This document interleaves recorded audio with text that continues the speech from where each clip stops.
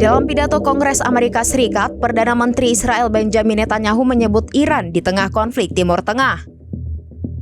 Netanyahu mengecam Teheran hingga menuduh negara tersebut mendanai aksi unjuk rasa yang dilakukan anti-Israel di Washington. Dikutip dari The Times of Israel, sebagian pidato di Kongres pada Rabu 24 Juli berisi tentang Iran.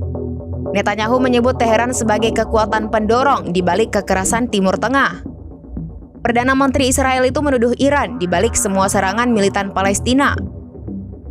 Pihaknya mengatakan bahwa Timur Tengah menjadi poros teror Iran yang berhadapan dengan Amerika Serikat, Israel, dan negara Arab. Di saat yang bersamaan, pemimpin tertinggi Iran, Ali Khamenei, mengancam Amerika Serikat dan Israel. Ancaman itu disampaikan Ali Khamenei di akun X pada Kamis 25 April. Ia menyebut Amerika Serikat dan Zionis bersatu untuk memerangi Hamas.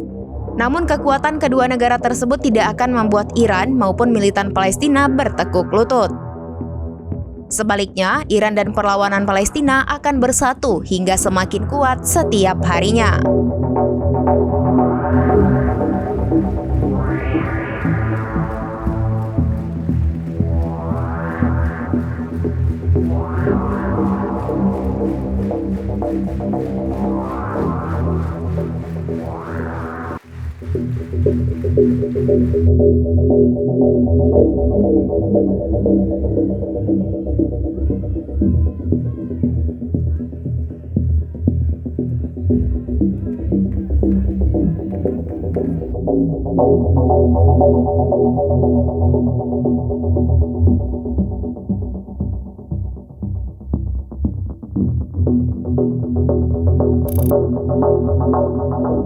Download Tribun X sekarang, menghadirkan lokal menjadi Indonesia.